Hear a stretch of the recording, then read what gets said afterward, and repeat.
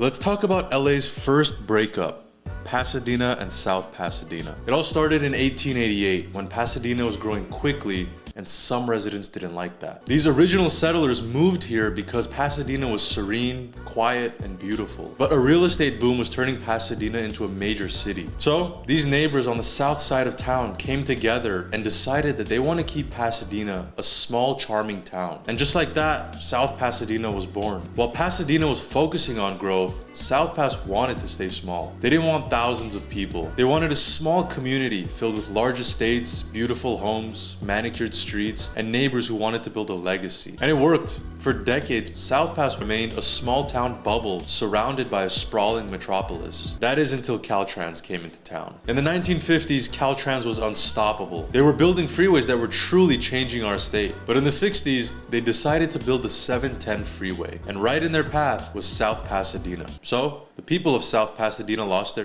For 80 years, they fought to keep their small town charm, and the government was about to come in and destroy it all. So, Caltrans bought all the homes along the path of where the freeway would go. They destroyed historic homes, and this corridor became a ghost town. But just a few years later, new laws were passed, and Caltrans couldn't do whatever they wanted. Now, they would have to complete environmental reports before the project was approved. So, this delayed the project a couple years, but it gave the city time to prepare for war. So, when the report was finally ready, South Pas challenged it and said they didn't do it right. And this delayed the project a couple more years. But when it was ready, South Pas challenged it again and again and again. And they did this for 70 years until finally in 2023, Caltrans gave up. Not because South Pasadena won, but because they refused to lose. And against all odds, South Pasadena has remained one of the most beautiful cities in LA. The streets are flooded with historic estates where you'll find craftsman, Victorian, Spanish-style homes, and many more. The streets are perfectly manicured, and it truly feels like old LA luxury. The crime rate is 4% above the California average, and the schools are rated an A+.